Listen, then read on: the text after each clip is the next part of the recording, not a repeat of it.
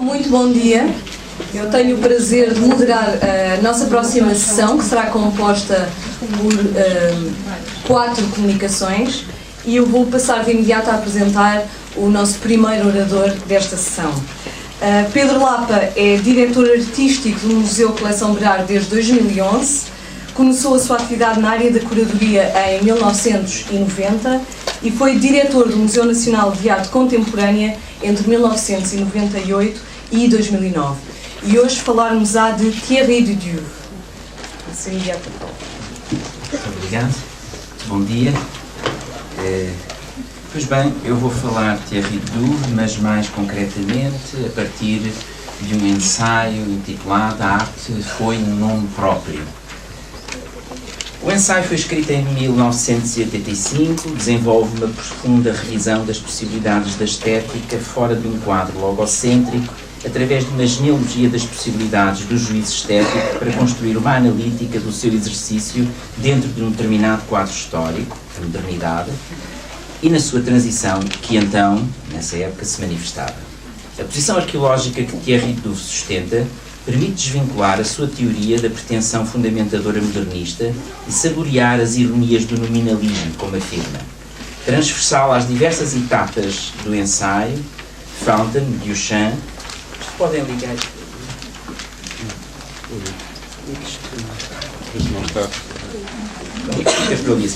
Portanto, transversal às diversas etapas do ensaio, Fountain, Duchamp, posiciona-se esfingicamente e transforma aquele numa possível alegoria deste. O ensaio divide-se em 4 partes que correspondem a diferentes disciplinas e modalidades de interrogação sobre a arte. As 2 primeiras ocupam-se de teorias e disciplinas culturalmente consignadas. As outras 2 expõem detalhadamente a análise de Thierry Dudieu sobre a arte e o seu entendimento, e será sobre as quais nos debruçaremos com maior detalhe.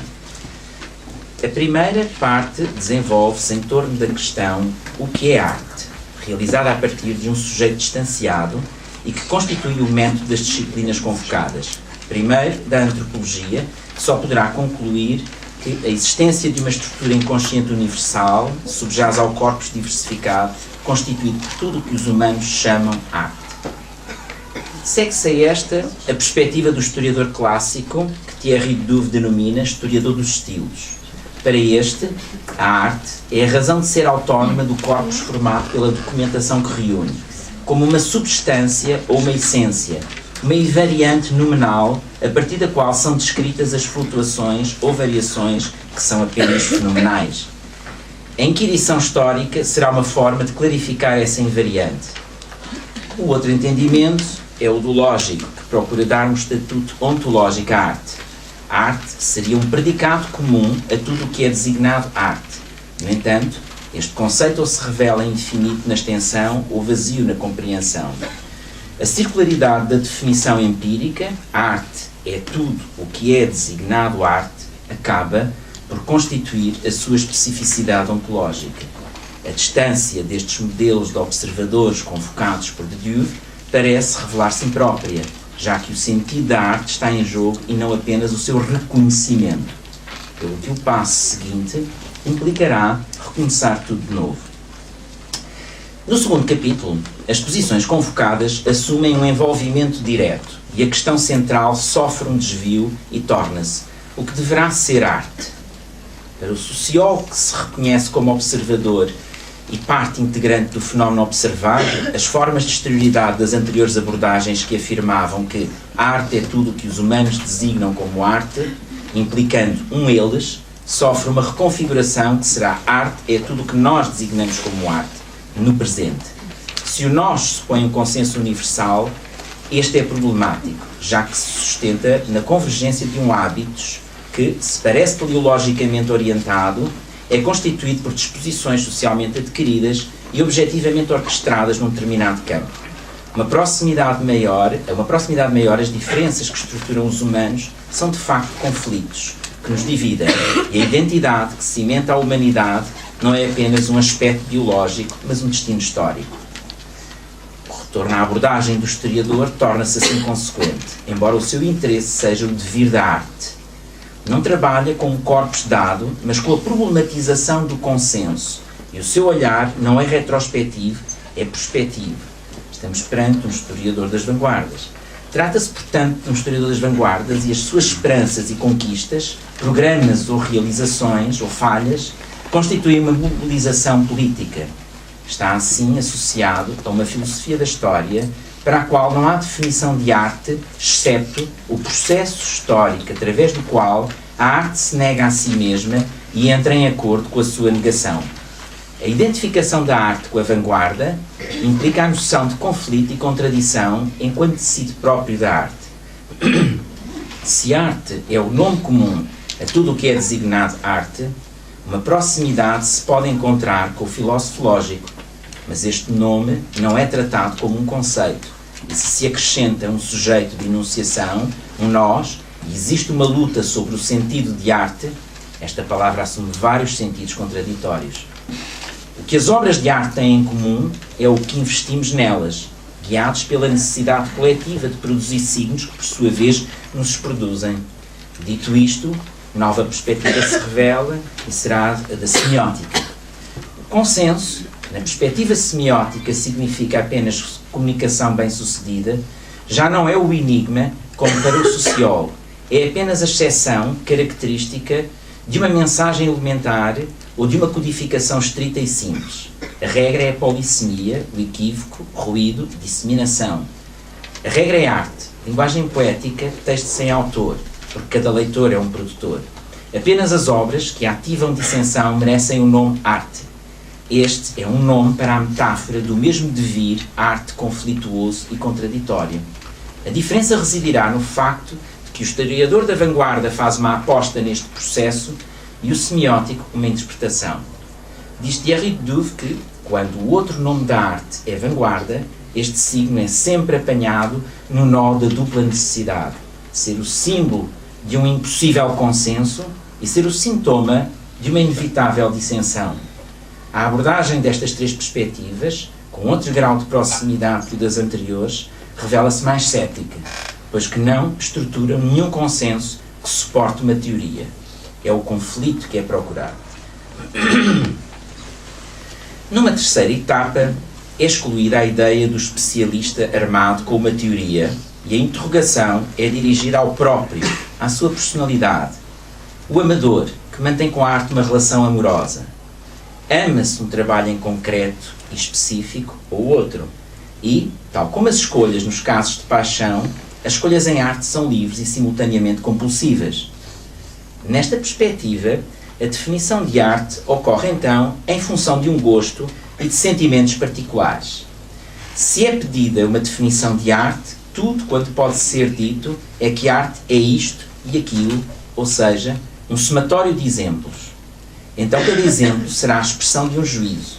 Embora pareça uma definição, ela é meramente empírica, baseada na experiência dos sentidos, por isso, mais precisamente, estética, no sentido mais específico do termo, o que se relaciona com uma experiência sentimental e não cognitiva. É possível que o hábito pessoal confirme um determinado consenso generalizado, mas também pode, por vezes, dirigir-se para algo inesperado. A palavra arte pode ser ditada pela força objetivada dos sentimentos, forçando então a personalidade que, por reflexividade imediata, percebe pôr em perigo o gosto e o hábito estético. Um tal juízo, que nasce por isso de uma dissensão e conflito com os sentimentos pessoais, talvez já não seja um juízo de gosto, apesar de ser um juízo estético. Para Thierry de Duve, o facto de o gosto pela arte comportar sentimentos contraditórios e não a super simplificada oposição entre dor e prazer, de oscilar entre terror e deleite, onde Kant e Burke viram o signo do sublime, não é suficiente para sustentar uma palavra geral, que cubra a diversidade de sentimentos dominantes que o compõem. O sublime é apenas uma parte, tal como o sentimento de beleza, que é designado por gosto. Como os sentimentos são adquiridos através de valores culturais e não uma propriedade, a sua experiência a propósito disto ou daquilo depende destes. É a cultura que permite reconhecer o conflito dos valores competindo no campo cultural. Se uma coisa é reconhecer os valores em conflito e outra experimentá-los, ser sensível à arte é sentir o conflito de valores como um conflito de sentimentos.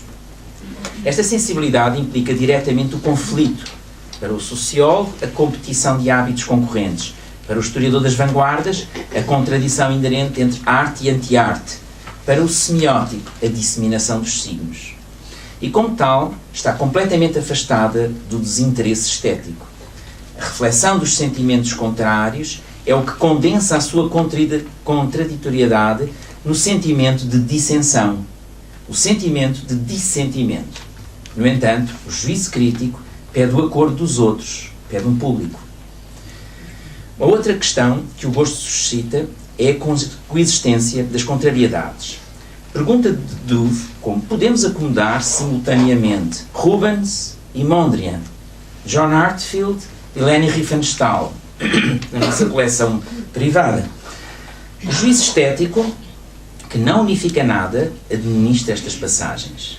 Cada um destes aspectos é mais do que um exemplo do que a arte pode ser para o sujeito que os imite, embora não chegue a ser uma definição ou teoria. Estes gestos, ao reclamar uma generalidade, realizam a passagem de um exemplo particular para outro de entre as escolhas pessoais. A questão aqui deixou de ser arte é tudo o que os humanos chamam arte, ou é tudo o que nós designamos como arte, para se tornar no é tudo o que eu designo como arte. Não se trata de um consenso ou de um corpus patrimonial inventariado. É apenas uma coleção pessoal, real ou imaginária. No sentido em que se tornam públicos estes juízos, não se é apenas um amante da arte, mas um crítico da arte, no sentido amplo do termo. Os cronistas, jornalistas, especializados, professores, curadores, colecionadores, diz Douve até mesmo galeristas. Todos os que tornam públicos os seus juízos estéticos e que pedem para que estes sejam julgados no futuro. Esta questão leva Thierry de Douve a afirmar que o Tribunal da História é o que constitui a cultura como valor. Se o historiador da vanguarda define o valor agonístico designado arte como um processo, este pode ser lido como julgamento, em vez de transformação. Se o historiador dos estilos definia o valor sedimentado designado arte como património cultural, este pode ser lido como valor cultural preservado pelo Tribunal da História. No entanto, a ênfase para Douve deve ser posta no aspecto jurisprudencial da transmissão, em vez do aspecto cumulativo do legado patrimonial. A jurisprudência, enquanto memória legal onde a sociedade armazena os juízos emitidos no passado e relativamente aos quais submete-os do presente, para os quais a lei estabelecida não é aplicável, constitui uma informação para os juízes que permanecem livres de aceitar o exemplo ou de o contradizer. Pois a história da arte, mais ainda a das vanguardas, assemelha-se a um sistema judicial. Afirma de Douve, a cultura artística transmite a arte, tal como a jurisprudência é convocada no julgamento, voltando a julgar de novo. Pelo que não existe um juízo final nem um primeiro, e o Tribunal da História é um tribunal de recurso permanente. Qualquer juízo é desde logo um juízo sobre um juízo. No ato de julgar o julgado, passa-se de crítico de arte a historiador. É claro que este prefere um atraso ou distância. Escreve-se a história praticando crítica da arte diferida. A consciência do facto leva a assumir declaradamente as escolhas e as responsabilidades do juiz, e a escrita da história não se faz como se a história falasse por si própria, mas revela uma inflexão, presente nos mais honestos historiadores, que admitem a subjetividade das escolhas e panoramas. Por isso, o discurso da história da arte não é uma articulação entre a objetividade científica e a subjetividade da avaliação e interpretação. Embora se respeitem os acontecimentos, escolhe-se sempre os mais significativos. Logo, a história, como património, não é mais do que jurisprudência registada sob formas de litigação ou diferendo. Apesar da proximidade, este historiador não é o soldado de uma guerra como o historiador da vanguarda, mas um repórter desta. Para de Douve, este é um historiador da tradição, que herda a palavra arte com o registro jurisprudencial que não aceita como garantido, nem o deixa de limitar a priori o campo de pesquisa, porquanto o termo arte esteve sempre em questão por cada juízo proferido e volta a estar quando se decide sobre quem escrever ou que trabalhos referir. O nome arte continua assim a ser transmitido através da sobreposição dos sucessivos juízos constitutivos da jurisprudência. E é esta transmissão que é designada por de Duve como tradição. Não se trata, por um lado, de postular uma essência imune a todas as formas do devir, nem, por outro lado, de assumir o pleno da negatividade crítica e defender a doutrina de que a arte é um movimento dialético que vai da arte para a não-arte e da não-arte para uma transformação na noção de arte. Porque foi a jurisprudência e não a dialética que definiu a identidade dos contrários. A presença do dadaísmo no museu instituiu a tradição do novo e, neste sentido, a tradição pode ter sido traída e a traição transmitida.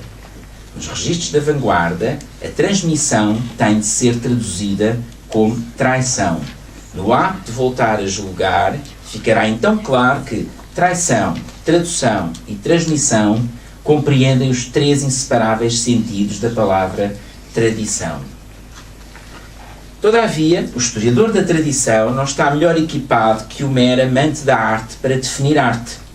Apesar da sofisticação teórica, a assunção é a do crítico indiferido que expõe as suas preferências. Para sustentar uma noção de arte e as suas expectativas, só pode confiar no juízo.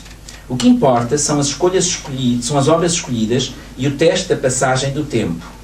Definir uma teoria de arte a partir de um modelo específico seria impossível, porque não existe uma teoria nesta perspectiva. Será possível escavar na memória uma infinita pesquisa, mas não só nenhuma obra se configura como tal, todas revelam a impossibilidade de representar uma generalização. Cada uma parece única. Escavando mais, de Duve encontra o inevitável urinol de Duchamp, como o joker no baralho de cartas, o significante sempre presente no índice de referências pós-Manet. De facto, é este urinol que permite passar de um Bonnard para um Manzoni numa mesma coleção de afetos. Se há muitas razões para o integrar nesta coleção, outras há para o expulsar. Não se trata de pintura ou de escultura, não pertence a nenhuma das artes, mas é arte no sentido genérico do termo, ou então nada.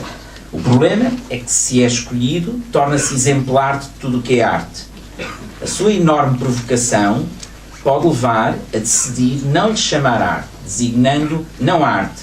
Todavia, está no museu e retirá-lo de lá seria realizar um ready-made recíproco. Pelo que, ao integrá-lo na coleção do que é arte, se assume a responsabilidade, tal como se fosse o seu autor.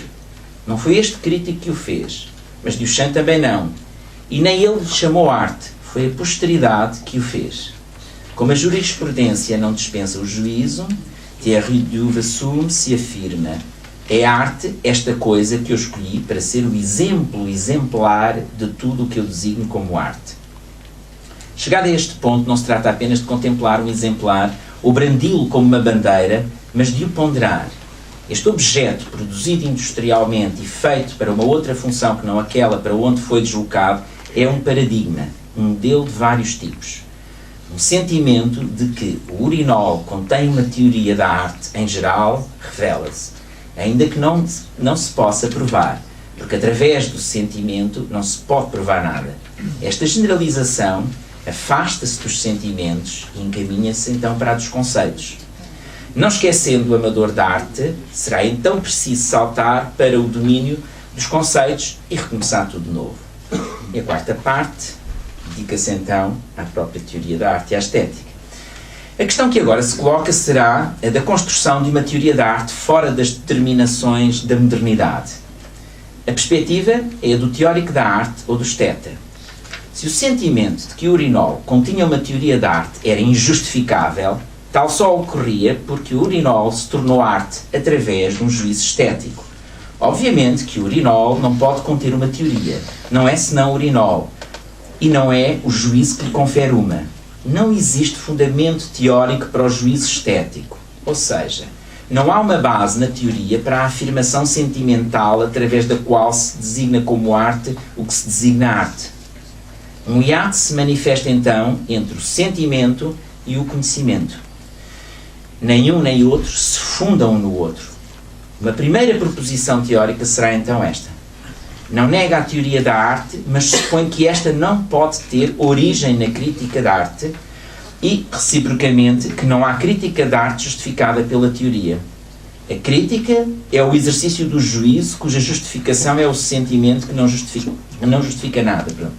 E para justificar um juízo, outro é requerido. Uma segunda proposição teórica advém. A teoria da arte não é baseada na arte, é autónoma. A teoria da arte deve basear-se numa teoria externa ao campo artístico, a partir do qual a verdade ou falsidade dependem. Reciprocamente, a arte não encontra o seu fundamento na teoria, porque esta é externa à arte, e apenas nesta medida a arte não é heterónoma. O hiato entre os dois domínios permanece assim intacto. Para Thierry Doof, trata-se de uma estranha teoria que implica um conhecimento à procura de verificação e para o qual as afirmações não têm valor predicativo porque é uma teoria de arte baseada noutra coisa que não arte. Logo, é impossível produzir-se o caso que verifique a teoria.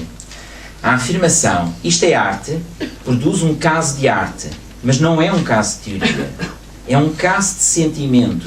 E como não se trata de uma experiência repetível, é singular, estética. Pode-se reunir milhentas coisas na afirmação. Arte é tudo o que eu chamo arte, já que esta frase é reflexiva e não tautológica. O genérico arte apenas soma casos singulares nomeados através do juízo. A sua soma constitui uma generalidade, mas do geral não posso deduzir o singular. Desta afirmação é possível retirar algo semelhante ao lógico e ao semiótico, que a arte é o nome de tudo que tu designas como arte. Afirma Doof que arte é o nome, e este é o seu único estatuto teórico. Este nome comum a todas as obras de arte foi um conceito para o lógico, um signo para o semiótico, mas não é nem uma coisa nem outra. Não se trata já de um nome ou substantivo comum, é um nome próprio, diz Doof.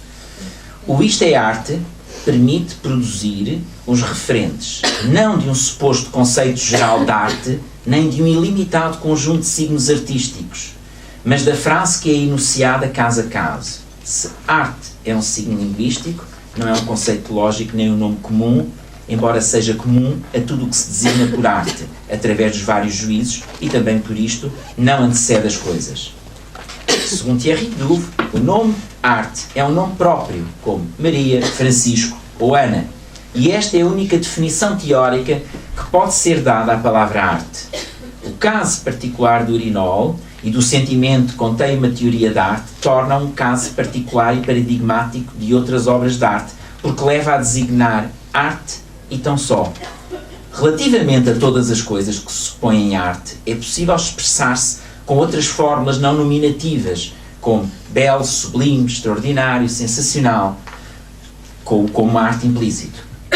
Elas revelam os sentimentos expressivos mais declaradamente do que a fórmula isto é arte. Enquanto esta revela mais explicitamente a antinomia que resulta de um sentimento pessoal ser moldado na forma de uma proposição predicativa, reclamando uma objetividade conceptual. É esta antinomia, compatível com a experiência, que implica a teoria de um simples teorema, que diz: a palavra arte é um nome próprio. Mas para validar esta teoria, é então necessário fazê-lo no domínio da própria teoria, isto é, uma teoria dos nomes próprios. Thierry Doof seleciona a primeira teoria dos nomes próprios de John Stuart Mill pela proximidade que proporciona relativamente à situação. Para Mill, os nomes próprios, contrariamente aos comuns, só têm denotação, não têm conotação, ou se quiser, não têm sentido, apenas referência. Designam e não descrevem. No entanto, arte é um nome comum e a teoria de Mill levanta problemas para o caso. É então em Saul Kripke que Thierry Doof sustenta a ideia. Para Kripke, os nomes próprios são designadores rígidos, rótulos, sempre relacionados com o mesmo referente, independentemente das situações contrafactuais ou mundos possíveis onde podem ser imaginados. Podem ter um sentido, mas o que os torna nomes próprios é o uso. Servem para fixar a referência e não para pronunciar um sentido. Daí que Kripke tenha dirigido a atenção para o batismo, enquanto acontecimento que estabelece a referência. Esta teoria é suscetível de formar a base para uma teoria da arte entendida como um designador rígido ou um nome próprio. Para de Duve, a frase "isto é arte", enunciada por amantes da arte que a utilizam para julgar de uma assentada aos seus sentimentos, e o conflito entre sentimentos, é um batismo. Este batismo expressa o sentimento de que algo merece ser chamado arte, e o facto de, na maioria dos casos, já ter sido designado como arte por outros, apenas torna o juízo mais simples e não priva o amante da arte de realizar o batismo uma vez mais.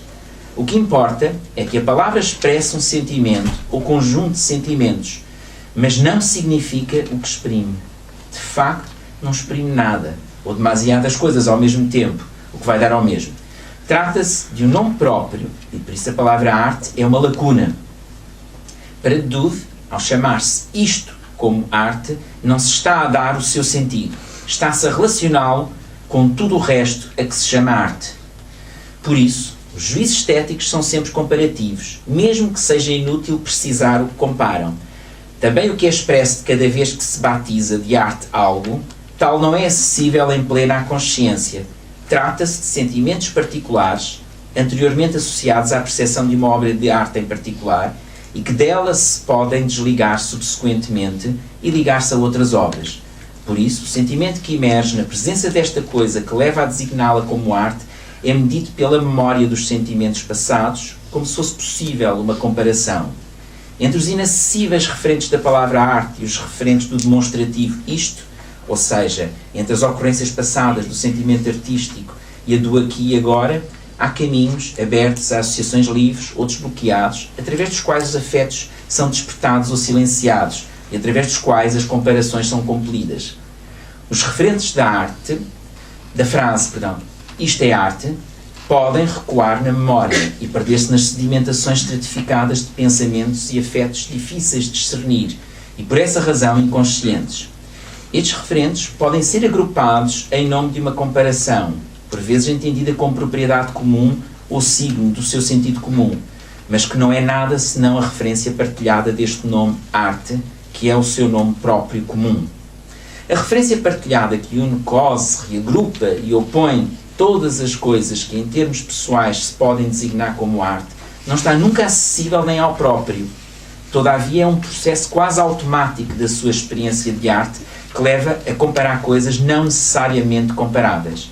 Para de Duve, a comparação estética não é direta. Ela não resulta de um sentimento de arte com o outro sentimento de arte. Não relaciona ambos. Nem simplesmente coloca uma obra de arte contra outra. Trata-se de uma comparação por analogia. Quando o objeto artístico é algo acabado de produzir e para o qual não existe jurisprudência, e este objeto coloca problemas a muitos níveis, médium, forma, estilo, assunto, e designá-lo por arte se revela dúbio, porque traz um sentimento de não arte, ainda que a comparação com outros objetos de eleição possa colocar-se, ela falha. Então, é por uma analogia com outras experiências passadas que sou levado a considerar como este sentimento de não arte se relacionou com os sentimentos de experiências anteriores que me ensinaram o que esperar da arte. O desfecho é inevitável, designa esta coisa como arte. Não se trata de uma conclusão lógica, mas de uma comparação por analogia. Se a teoria da arte, baseada na teoria do nome próprio, pode encontrar aqui uma confirmação, enquanto amante da arte não necessito nomear ou analisar o processo que regula os juízos estéticos, que se confirmam pela experiência. Esta não forja um critério que suporia que determinados aspectos objetivos ou determinados sentimentos subjetivos atuassem como fundamentos para as comparações dentro da forma da interferência lógica. O que a experiência acumulada possibilita é a plausibilidade destas analogias. No entanto, com uma maior familiaridade com a arte, esta plausibilidade desenvolve-se e estreita. Porque, por um lado, o espectro da experiência é maior. O que não era pensado como arte passa a ser aceito como tal.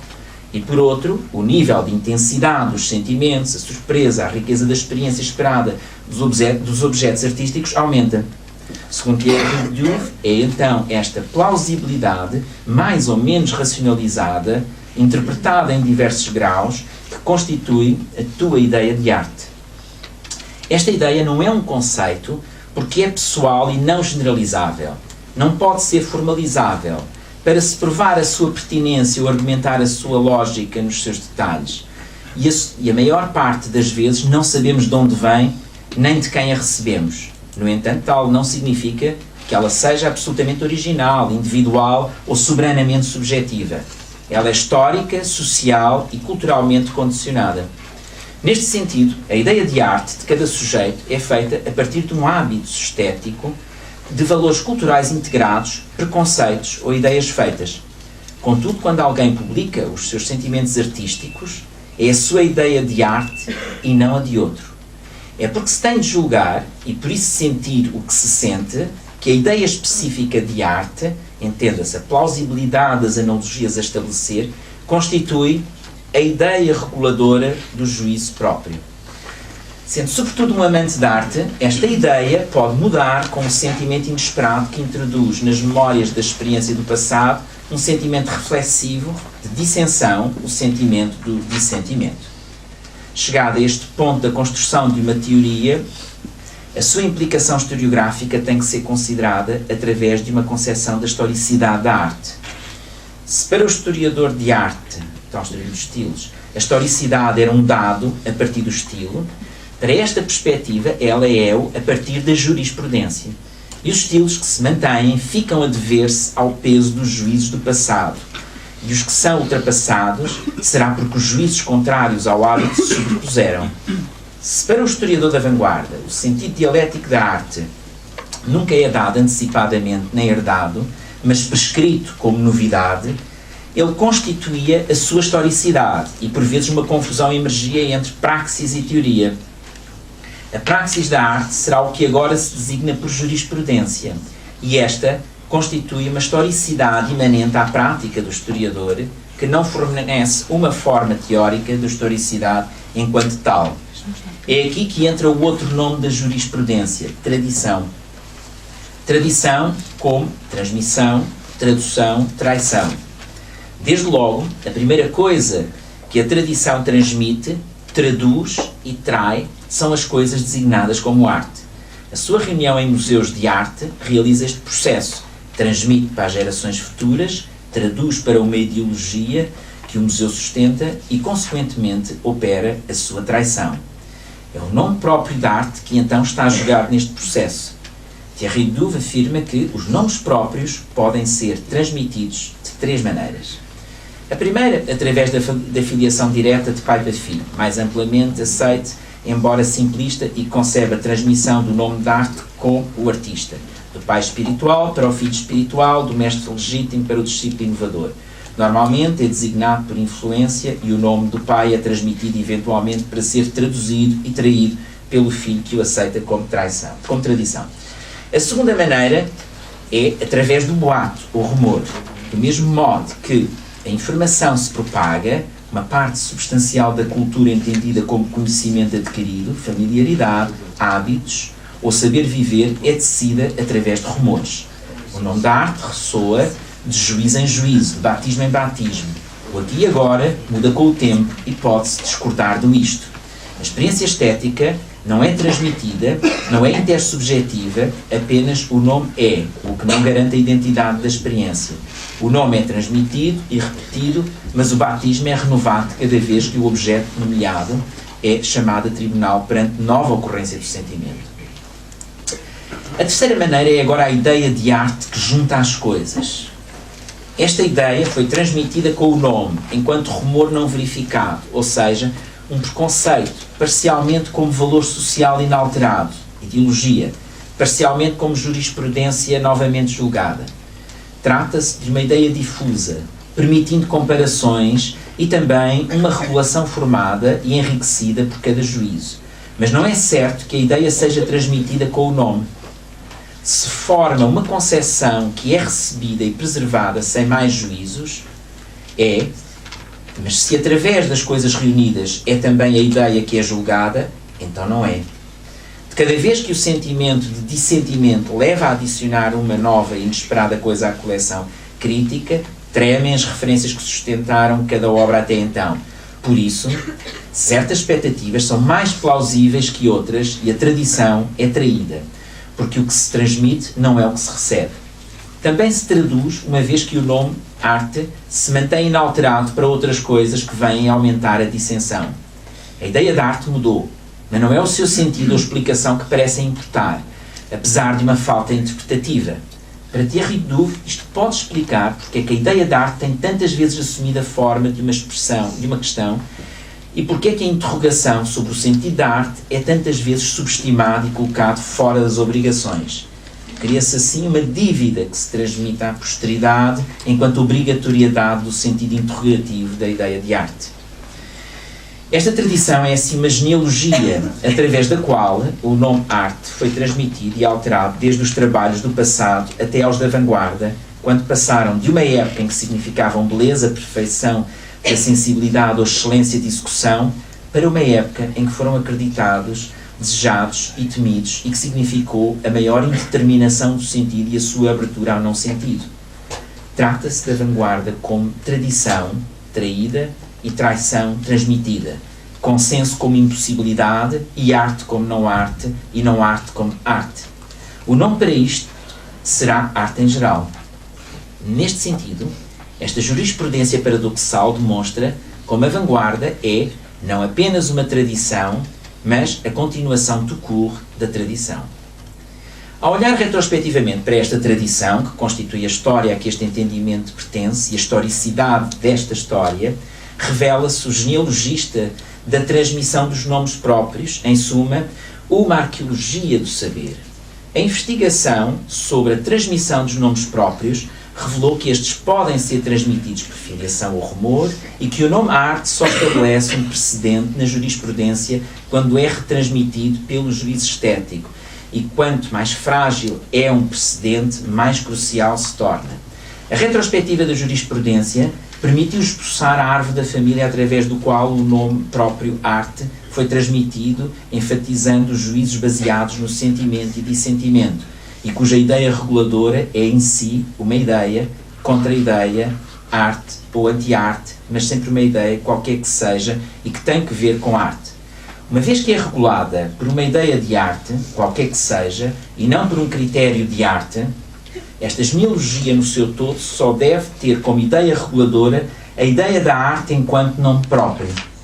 Importa salientar que esta ideia de arte enquanto nome próprio opera no plano prático e não conceptual, ou seja, como juízo sobre o uso estético da palavra arte. Esta ideia de arte, como nome próprio, surge da consideração que os juízos sobre a arte têm de fazer parte de uma tradição, e esta tradição só pode ter sido a da vanguarda. A quantidade de factos do uso da palavra arte, que a jurisprudência dá conta, é claramente a da vanguarda como tradição.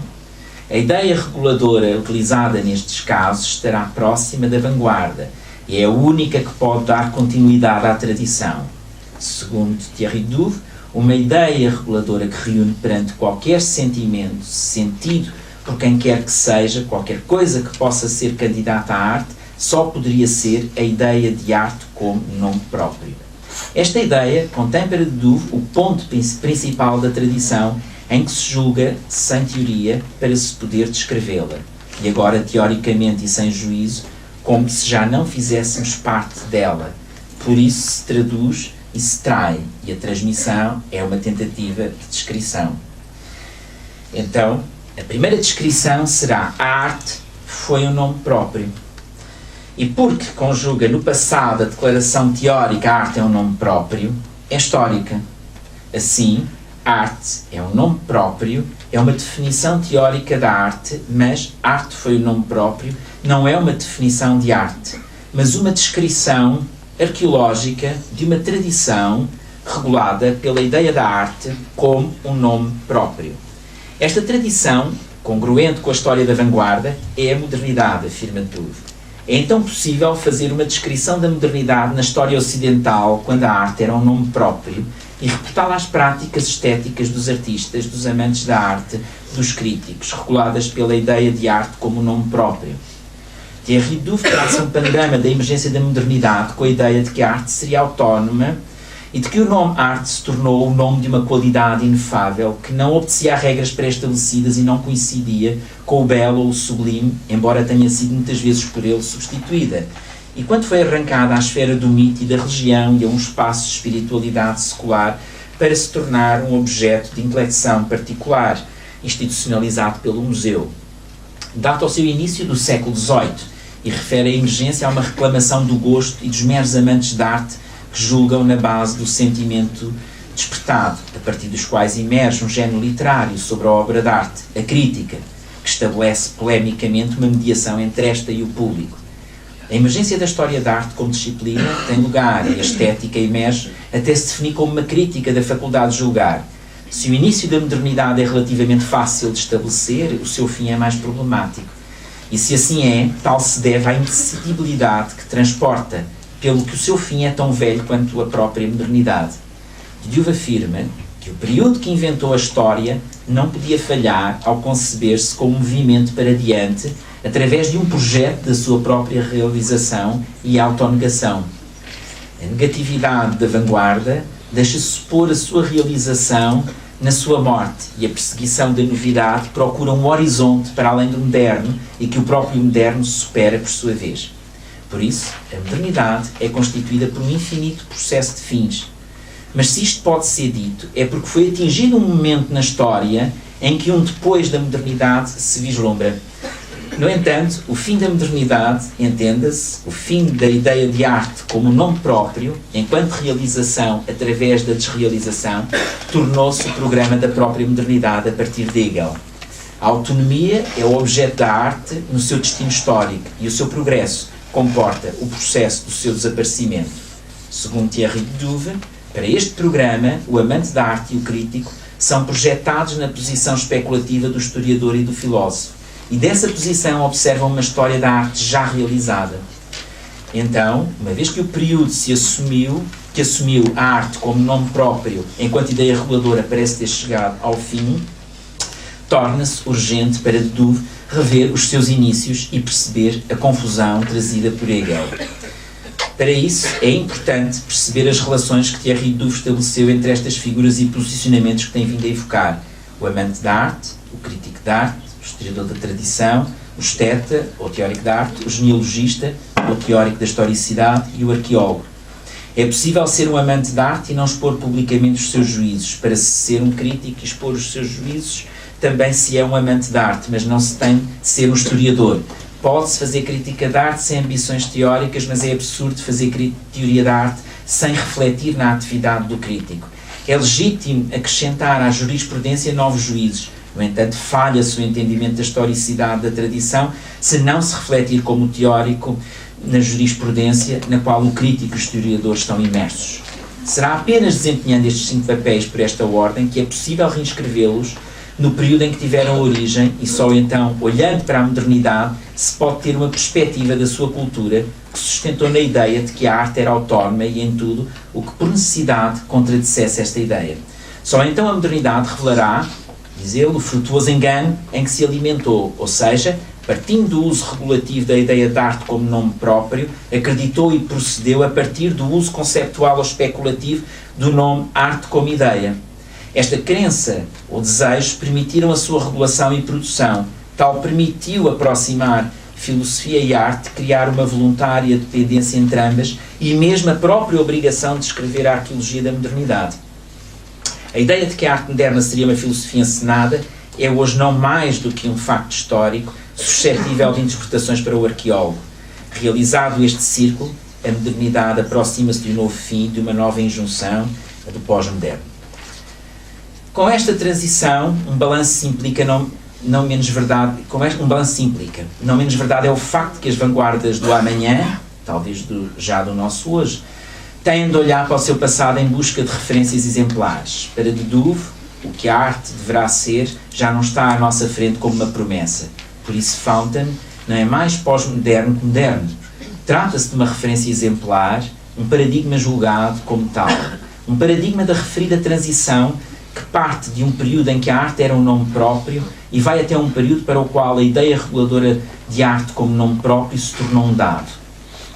O urinol Duchamp, para Deuve, implica-se em toda a arte que liga as vanguardas ao seu passado pré-moderno.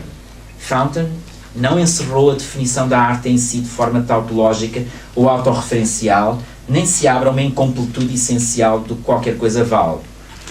A ideia reguladora que levou Thierry Deuve a escolher o urinol Duchamp como paradigma desta transição terá sido a ideia sobre arte regulando o batismo de qualquer coisa. De tal maneira que a reflexão daí retirada, que qualquer ideia sobre arte, qualquer que seja, foi precisamente o que a batizou. O momento é então de virar do avesso o programa da modernidade e de um paradoxal sentido do futuro que um olhar retrospectivo abre. Muito obrigado.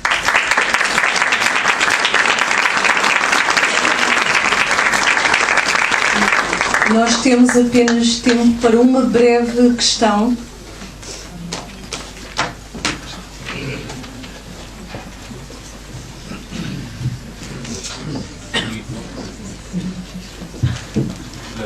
Sr. Pedro Lapa, muito obrigado pela sua exposição. Muito ouvido. Conhece uma questão que se prende com a articulação que pareceu muito feliz entre a dimensão da nomeação, do nome próprio e da jurisprudência, no sentido da definição.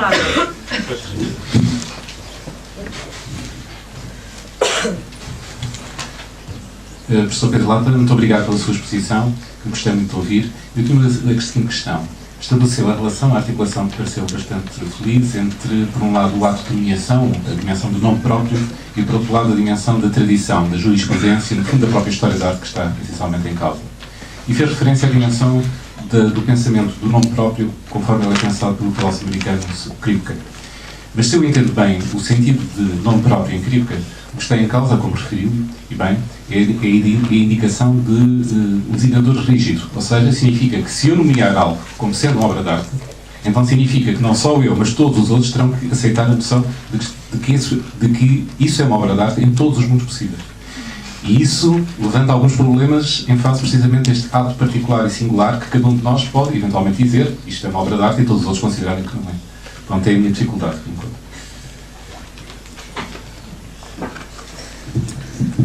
Essa nomeação que refere é sempre histórica e ela faz parte exatamente dessa jurisprudência.